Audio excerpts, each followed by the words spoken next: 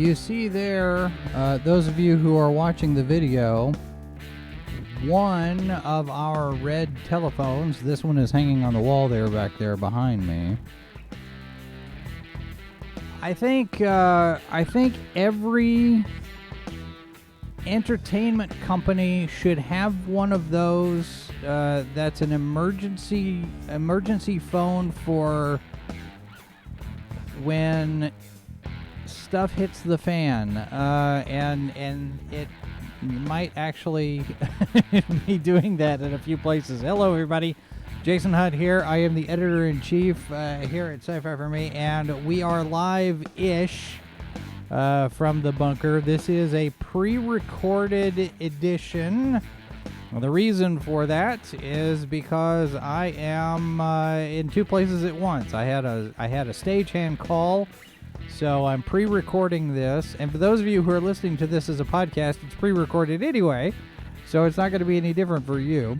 But I do want to give a shout out to people that are listening to us in podcast form. I've seen people in Brazil, Germany, Russia, Poland. So good to have all of you with us. And of course, any of you that want to listen to this as a podcast, you can on various different platforms. And the live chat is probably going. We're setting this up as a premiere. So there's a chat widget, but I'm probably not here to see them. So anyway, you can leave a comment. You can always send us an email, livefromthebunker@sci-fi4me.com. I do read every comment. I do read every email. Not that I get a whole lot, but that's okay. I know y'all are busy. Anyway, all right. So I am don't want to hit that button again. All right. So I am going to do a short one today. This is I'm spinning out of a video that Neon did over at Clownfish TV, and his is probably going to be much better. But better because he's actually got experience in the comics industry working as an artist. So he's got a little bit more firsthand knowledge of this kind of thing. But over the last couple of days, I've noticed that the comics media, is actually starting to acknowledge that there's a problem in the comics industry. And it's taken a very long while. And I don't know if maybe it was the report, the sales report that came out a while back, but and now you're looking at February when this happened. But over the last few weeks, I've seen some hints, some different possible cracks in the wall for all of those people who said, "Oh no, the comics industry is great. Comics is great. Comics is great." Well, when your best books are not selling any more than 30 or 40,000 copies, it's not great. It might be better than expected. It might be as good as it can get, but I wouldn't characterize it as great. But we got some news here of the last couple of days. This is a developing story, and as much as I absolutely loathe to quote Bleeding Cool, this is where this story first showed up, at least as far as I know. Valiant Entertainment apparently has gone dark. This is Rich Johnston posting on August the 4th, which was going into the weekend. And reading from this article, there is significant concern within the comic book industry tonight over the status of New York-based comic book publisher Valiant Entertainment. In recent weeks, there has been concern expressed regarding the timeliness of payments to freelance comic book creators, but that is sadly not a unique issue among some comic book publishers. Now, let me stop there for a second, because over the last few weeks, we have actually gotten a lot more online discussion, online back and forth, social media chatter about the big two especially, but some gripes and complaints and concerns of the fact that that Marvel and DC, and but you can go to the other ones, Valiant and Boom and IDW, aren't paying enough. They're not paying what their talent is worth. As a matter of fact, we had one situation where an artist was paid to do a sketch, and the order was for a sketch. The assignment was a sketch, and we pay you for the sketch, which I think was something like $100. This is Marvel. We're going to pay you for a sketch, $100. I mean, come on. But that sketch ended up being used as a variant cover, and the artist didn't get a cover fee, apparently.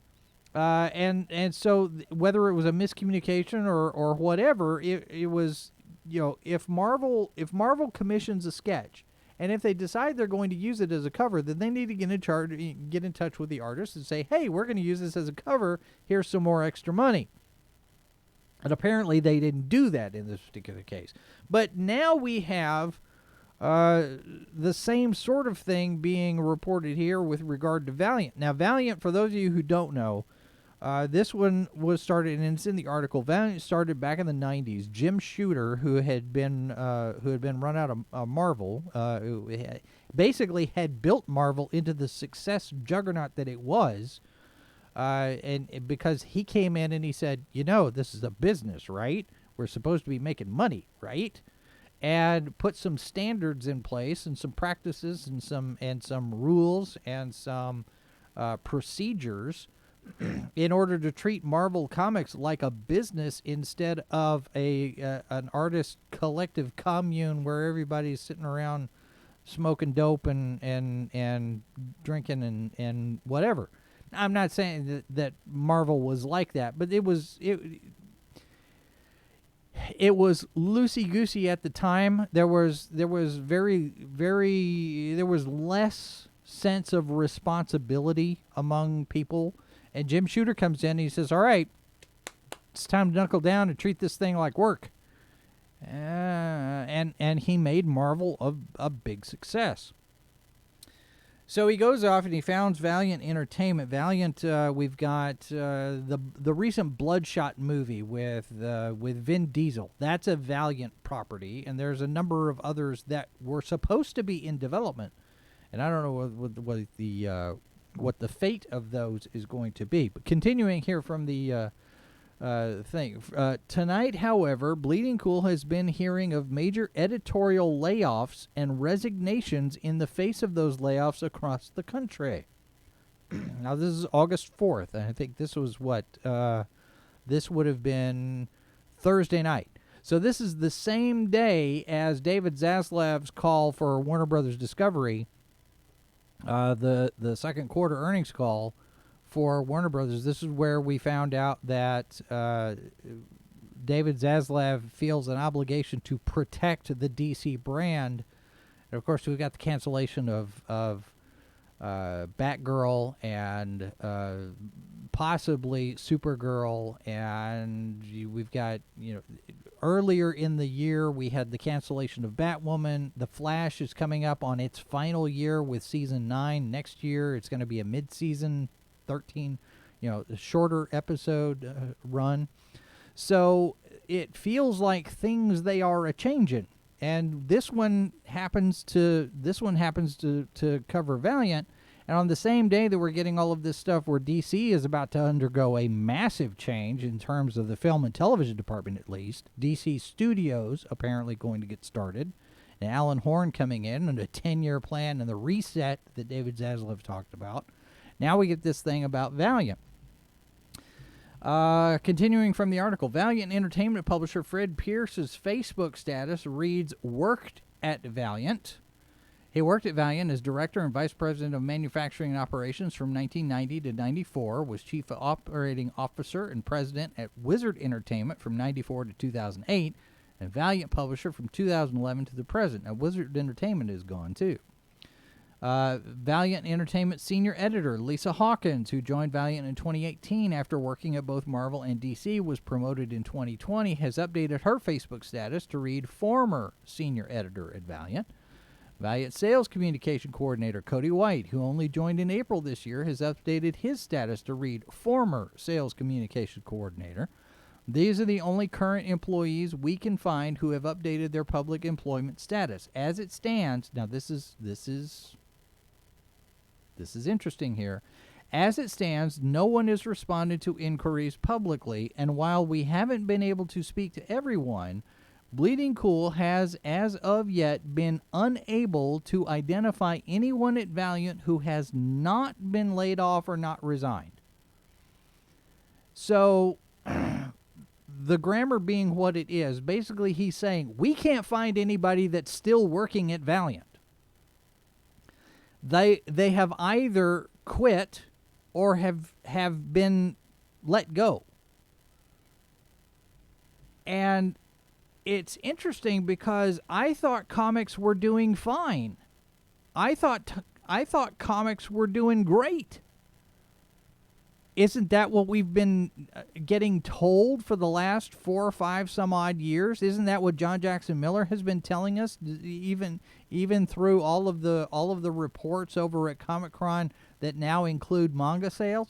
Oh, wait.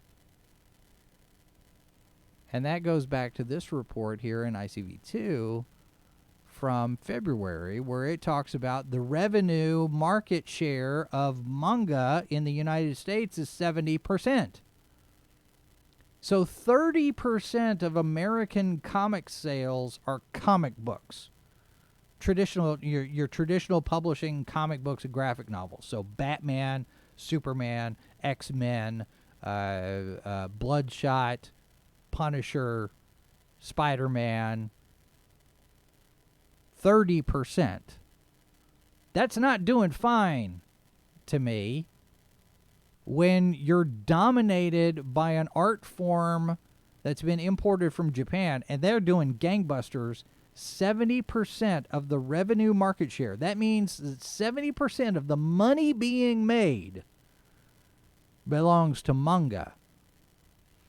And one of the characteristics of manga, one of the things I keep seeing people talking about manga, is the fact that manga has not fallen yet in the culture war.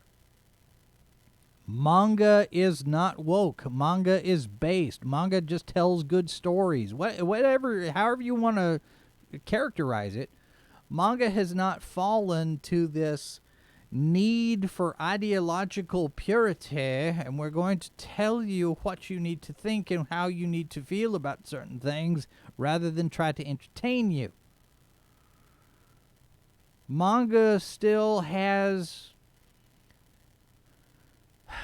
I mean, I don't read manga, so I'm going second and third hand on this stuff, okay? Let me have that clear and in there in the front. But manga still has stories that entertain. Manga still has interesting characters. Manga even has girls that look like girls. If you know what I mean. Curvy girls who look like girls. See, manga hasn't gotten into this, let me tell you about my feminist agenda type of story. You know, or that story here that came out recently where Renee Montoya apparently has become commissioner of the Gotham City Police Department, and she's scolding the mayor because he's offering it to her because she's lesbian Latinx. I'm sorry, Latinx sounds like Kleenex to me. It's a made-up word. The Latino community doesn't embrace it. It's a bunch of white people wanting to come in and be the hero on the white horse, and they just look like idiots. It's just me. It's just me. I'm sure. I'm positive that I have that wrong. Right? Yeah. Okay. All right. So anyway, so Bleeding Cool can't find anybody that's still working at Valiant. Which is interesting because Valiant is one of those that had deals in place for television and movies. They had this thing going with Sony. I mean, we saw the Bloodshot movie came out with Vin Diesel. They had a couple of other things going on. And okay, I don't know. Now, what's interesting in this is something that I had not noticed. In 2015, Valiant announced that they had partnered with Sony Pictures to produce 5 films based on both the Bloodshot and Harbinger comic books. The first of which was released, and in 2016, the Chinese investment firm DMG announced a 9-figure investment in the company and its properties. DMG then exercised an option to buy Valiant out entirely, led by LA-based executive Dan Mintz. Most former Valiant executives were shown the door and set up their own new comic book publisher together, Bad Idea Comics, using a number of creators familiar to Valiant readers. Now, I may be remembering this wrong, but a couple of months ago, I want to say Bad Idea Comics went away. I may have that wrong because I distinctly remember in Instagram, I think, where you had a number of posts where they were basically, this is it, we're done. I don't know. I mean, I'm looking at their Instagram. Bad Idea. I don't know if this is even the same company. I mean, you've got Bad Idea Comics listed here in Bleeding Cool. This is Bad Ideas Comics. It might be a different company. Maybe. I don't know. But see, it's that uncertainty. We don't even know who the players are anymore. Now, there's a follow-up article that says, this was posted on the 5th from Johnston, saying it appears the non-disclosure agreements are strong with Valiant Entertainment. Yesterday, we reported on major issues concerning Valiant Comics with multiple reports of layoffs and resignations that the publisher was unable to find anyone still working there aside from freelance creators. Some employees... okay, so former CEO Dinesh Shamdasani, who was forced out by the current owner, so remember the Chinese company comes in, they buy it outright, they kick everybody out of the C-suite, right? So Dinesh Shamdasani was one of those. Asked on Twitter in response to this news if he wanted to buy a comic book company on the cheap. Shamdasani replied, "Been on it all week." So apparently this has been in development for a while, and okay. Now, Shamdasani is in charge of Bad Idea Comics. Would they merge those things together? Would it be a couple of different imprints? Who knows? How is this all going together? But remember, comic books are fine. Comic books are doing just fine. So fine that they don't need their licenses for other properties. This is back in January. IDW loses the G.I. Joe, Transformers, IDW, G.I. Joe and Transformers, and they're not able to publish those stories anymore. IDW no longer has the rights to 2 of Hasbro's premier properties at the end of 2022. They're done. Hasbro started to take it in-house, I think. Now, remember, too, IDW had a license to print some Marvel comics because Marvel was trying an experiment that they were going to farm everything out, and there's rumor that DC might do the same thing under Zaslav the Butcher's new rule, right? And that's what they're calling him in the writers' groups over on various different places, according to Matthew Belloni. Zaslav the Butcher. That's a comic book waiting to happen. See, here's the problem, and this is not. I haven't seen this discussed yet, and well, Clownfish Neon talked about it over there. What happened here and Ethan's talked about it. Other people, doing YouTube videos and whatnot have been talking about this for a long while. I haven't seen it recently with regard specifically to this.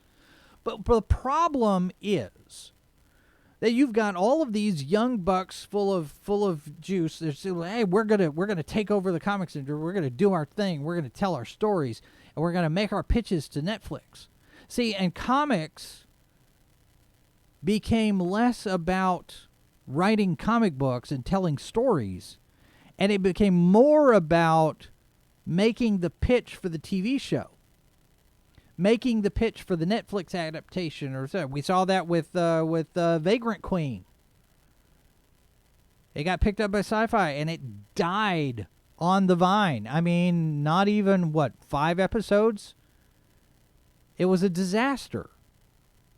But you've got so many people that are in the comic book industry who should not be in the comic book industry because they don't care about the comic industry. They want the TV deal. They want the movie deal. And this is partly on the publishers, because they're chasing after the movie and TV deals too. I mean, everybody's got their own in-house television film division, so they can develop their titles and develop their properties into stuff, and then make their deals with Sony or Paramount or Universal or whatnot, and make movies based on their comic books. Oh, hang on.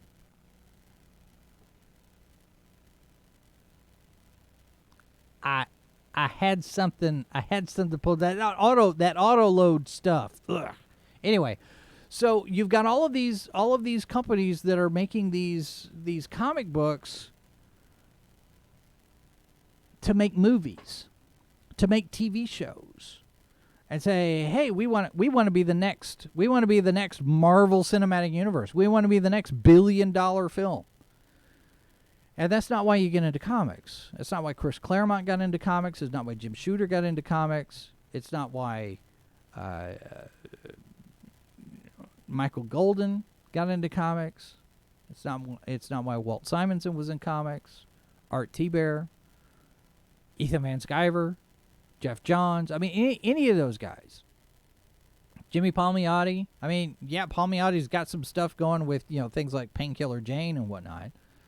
But you get into comics to make comics, to write stories and draw pictures and entertain people with funny books, comic books. These were supposed to be throwaways. They're not supposed to be this lifelong collectible industry investment thing. And it turned into that back in the 90s. But also in the 80s and 90s is when we got some of the best stories. Some, not all. There were some that came before and some that came after, certainly. But now everybody wants to chase that Hollywood money. Got sweet, sweet, sweet movie money. Well, you had this little thing called the pandemic. And the pandemic really reset a lot of different things. Now, if the movie studios had been smart, and I've said this before on a number of occasions, on a number of shows, and I will say it again. I will continue to say it until somebody listens to me. What the movie studios should have done is set up for every superhero movie that was in the theaters, there should have been comic books in the theater lobby. Hey, did you enjoy that Thor movie? Here are some Thor comics. By the way, Thor is part of the Avengers? Here's some Avengers comics. But they didn't do that. Hey, here's Superman versus Batman. Here's The Dark Knight Returns. Go read these comics, because this is what we're making the movies from, is these comics over here. Avengers Secret Wars. Hey, Did you know there was a comic book named Secret Wars? Here, read it. This is a no-brainer for me, and I cannot for the life of me understand why the studios that are owned by the same company that owns the comic book publisher, you've got Warner Media, AT&T at the time, and now you've got Warner Brothers Discovery. Who knows what they're going to do? By the way, David Zaslav, open invitation to join us on this show. But you've got Warner Brothers Discovery, you have the Walt Disney Company, which are now both run by people that Hollywood hates. You got David Zaslav at Warner Brothers Discovery, you got Bob Chapek at the Walt Disney Company, and Hollywood hates them both because they're making decisions, ostensibly, at least from the outside looking in, they're making decisions that are geared toward profit and not toward identitarian politics like before. Because you look at the response to Batgirl getting canceled. It's all about Latina representation and the directors of this and the LGBTQ that and the transgender this and that and the other. But was it a good story? According to the reports, the story played out like a bad CW pilot. That doesn't recommend it. That doesn't make me interested in watching it. But the comic book publishers need to understand they are right now part of a dying industry, at least as far as traditional publishing goes. Because the indie market is doing fine. I mean, ISOM #1 here from Eric July, the beginning of the Rippaverse, is currently sitting at $3.3 million. It's gonna go 3.5 by the end of the week, probably. This is just the beginning for Eric. And yes, it's a little bit of an outlier because it's so much money. But if you look at comics in Indiegogo, they're funding and they're making the money. They're meeting their goals. Some of them have smaller goals. Some of them have bigger goals. I mean, here's Elvira Classics Omnibus, $15,000. Mighty Mascots issues 7, 8, and 9. This is going to be from Alternate. Almost $3,000. They're at 58% of their goal. This is from Billy Tucci. Sakura graphic novel. It's 905% of goal. They're at $151,000. There's money to be made in comic books. Thanos creator Jim Starlin's Dreadstar Omnibus, 434% over goal at $123,000. Currently funding. Steam Junk Western, issue number 0, 449% over goal at $2,200. Some of these are not very big goals, but there's money to be made in independent comics, and a lot of people recognize that. So much so that we had all of that bit with all of these traditional publishing creators, comic book people, going over to Substack. Oh, wait. What do you mean Substack is not doing well? This is Archaven Comics quoting Bleeding Cool. The Year 1 Substack's Comics Pro deals are coming to an end as was originally planned, and the Substack Pro deals will switch from those large six-figure advance payments. Here, let us throw money at you so you come over here for us. Against subscription royalties to no advances, but with Substack taking 10% of subscription figures. This is how the deal was always promoted. So basically it was, we're going to give you money, we're going to pay you in advance. It's kind of like how the traditional book deals work. We're going to give you in advance, you're going to work on the stuff, we're going to sell subscriptions, and the money that comes in from the subscriptions will go toward that advance. It will basically pay off that advance. And then past that, you get, the subscription money, and we'll take 10% as our cut.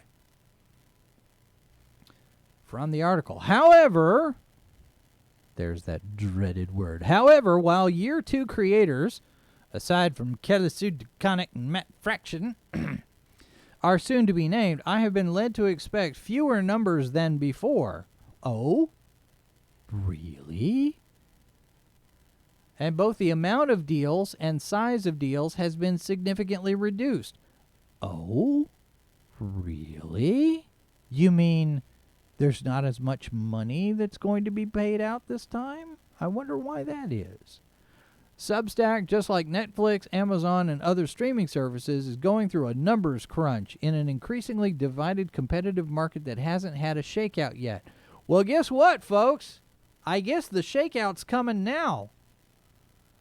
And I guess maybe Mr. Zaslav over there at Warner Brothers Discovery and the gang in the carpeted offices are looking at the numbers and saying, hey, you know what? Streaming might not be the end-all, be-all thing that everybody wants it to be.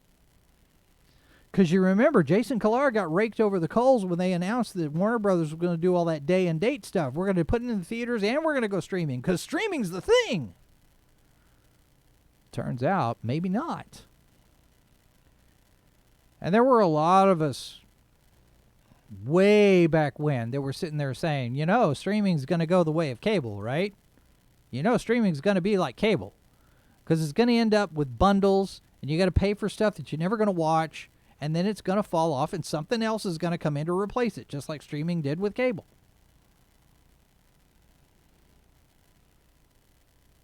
And here it is. But you've got people that are not going to go on. But see, you had people that were going to Substack because now everybody's mad at Kickstarter for doing the blockchain stuff. How dare they? We talked to Andy Belanger on Saturday on Good Morning Multiverse about his project, Mother Trucker, the Double Whammy. He's funded both books on Kickstarter. And he's had discussions with people, and it's like, oh, no, I can't go to Kickstarter anymore. Kickstarter's got that blockchain stuff. Oh, you don't want to go to Indiegogo. Indiegogo's a comics game. Andy's like, I don't care. I'll go where I can get the money. And his audience finds him. I mean, he's funded both books through Kickstarter. He's doing an Indiegogo campaign right now for the 2 books before book 3 comes out. And he's basically just seeing what Indiegogo is going to do compared to his Kickstarter stuff. Maybe he picks up a few more backers. It doesn't matter to him. And he's got the right attitude. He's sitting there saying, I'm a creator. I'm a business person. I have to put food on the table for my family. I have a product to sell. I'm going to go at various different places where I can sell my product, whether it's Kickstarter or Indiegogo or Substack. But Substack looks like it's not doing the way it was supposed to do. Now, this is from Archaven Comics. The guy who's writing this article. Let me see who's. I'm going to make sure I attribute this properly. This is the Dark Herald writing this portion here. Okay, so reading from this. Substack was supposed to be the lifeboat for traditional comic book creators. They were going to step in the Substack time machine and go back to the age of permanent 6-figure salaries for 36-hour work weeks, not including lunch and Twitter breaks to shriek at conservatives. It was always a lifeboat with a pretty big hole in it. Here's the important thing. Substack Comics' biggest failing, and there are so many to choose from, but its biggest, was in the method of its delivery. It was going to be another Comixology-type reader. The medium is the message, and this medium creates indecipherable cryptoglyphs. It's unbelievably annoying to try to read comics this way on a phone or a tablet. You keep having to tap at panels to get them to zoom or unzoom or flip to the next page. So the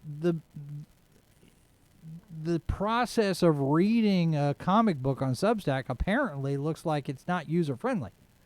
And remember what Comixology has been going through, because Comixology basically doesn't exist anymore. It's because they got bought by Amazon, which is buying everything. And they're book reader, Kindle reader, whatever thing that Amazon is what they're using now for Comixology readers, and everybody's blowing a gasket because it's a crap interface. But webtoons are here. Web comics.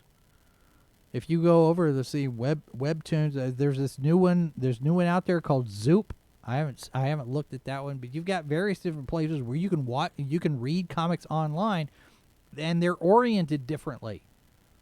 It's not page to page to page. It's scroll down and you read the story. Just scroll from top to bottom. That's picking up. We interviewed Mongrel Marie. I mean, we the creator of Let's Play, and she's got a development deal for that thing to turn into, I believe, a TV series. The production companies are looking at webtoons just as much as they're looking anywhere else. But comics are doing fine. Comics are doing fine. When your best book is 30 or 40,000, that's not fine. When your entire slate of new titles, DC, is all Batman stuff, things are not fine, because you're depending on one character to carry the company. And as we've seen in social media, a lot of people are sitting there going, man, another Batman book? Haven't you got any other characters besides Batman? Don't you have any more books besides Batman? Can't you do anything besides Batman? And this is what we found with the sequel to Man of Steel. Man of Steel was so dark and grim. And it didn't perform as well as Warner Brothers expected it to.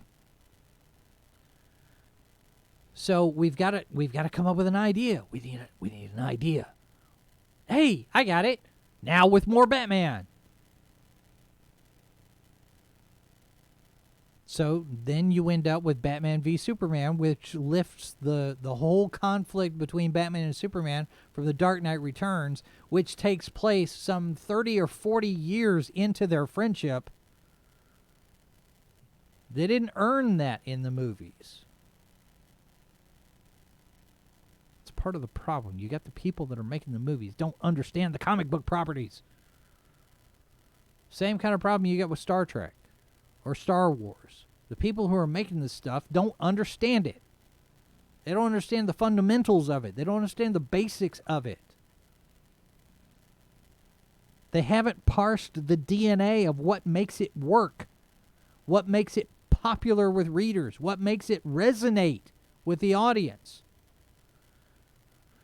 And if this trend continues, those comic books are going away. Neon was talking about, he's been hearing some rumors that DC might get out of monthly issues altogether. So what? Trade publications is all they're going to do? Graphic novels? The floppies will disappear and be gone and won't be published anymore? Okay, you want to kill the remaining some 1,500 comic book shops. That's a good way to do it. I mean, pandemic and lockdown was just the beginning, right? Let's kill the entire industry. I mean, it's not enough to be in a recession. It's not enough for the Congress to start debating whether or not we're going to raise everybody's taxes in the middle of a recession, which is a moronic, idiotic, stupid, dangerous idea. But the people are in charge, and they want to destroy the country. There's a bigger thing going on there. That's not something we're going to talk about here.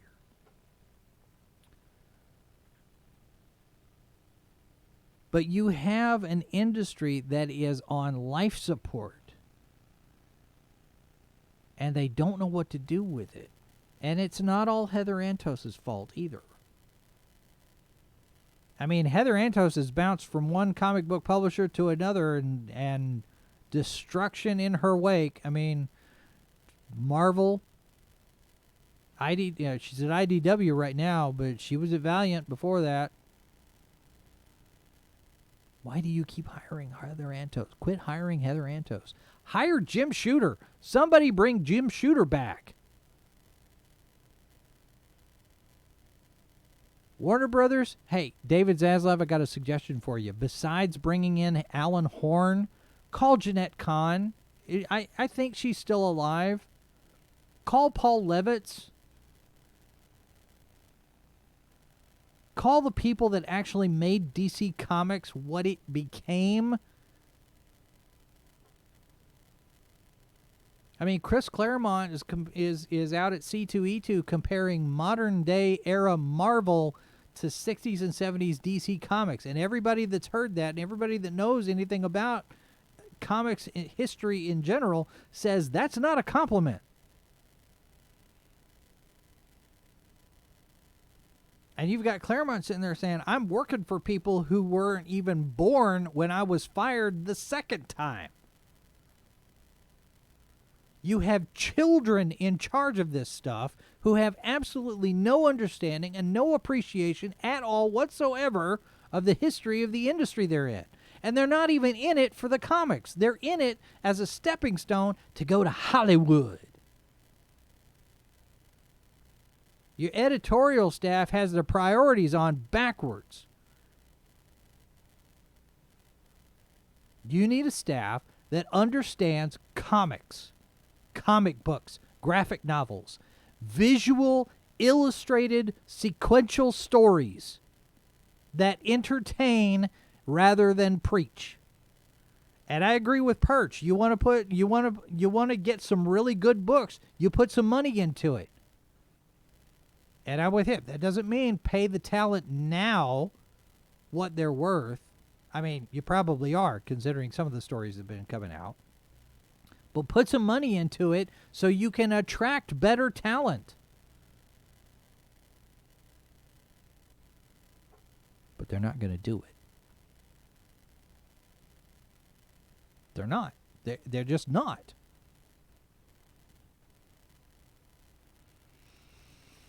We'll see what happens.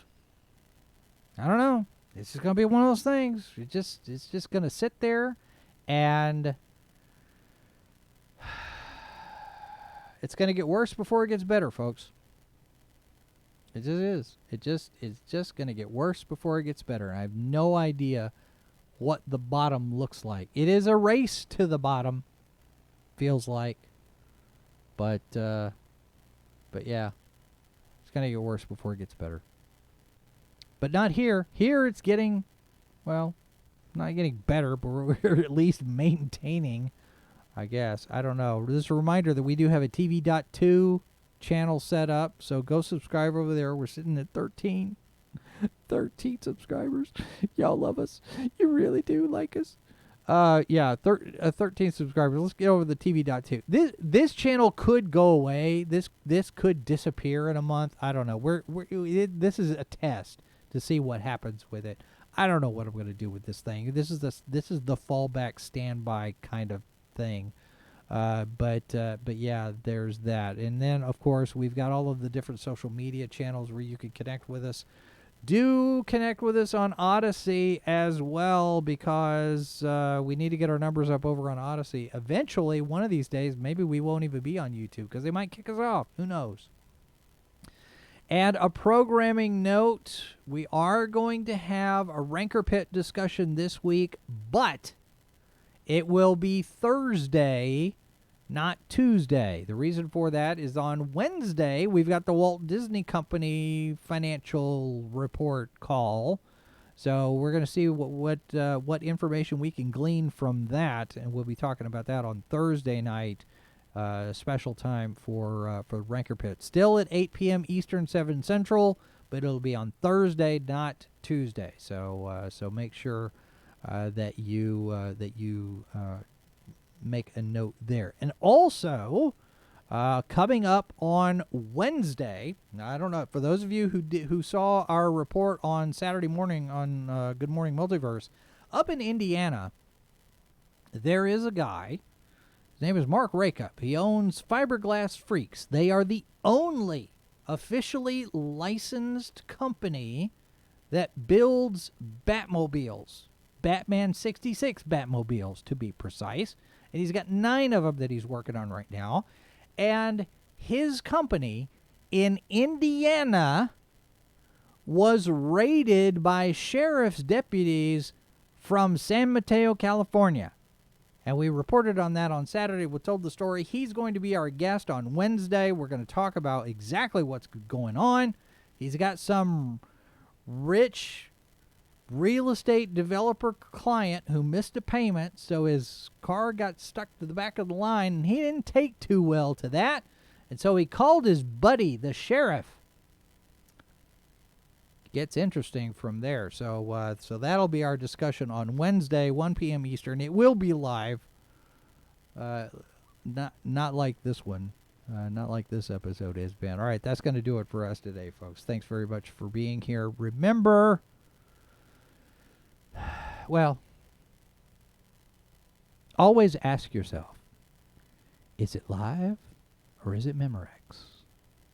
And there are 4 lights. Thanks for watching Sci-Fi for Me TV. Copyright 2022 by Flaming Dog Media, LLC. All rights reserved. No portion of this program may be retransmitted without the express written consent of Flaming Dog Media. You're watching Sci-Fi for Me TV, delivering the multiverse since 2009.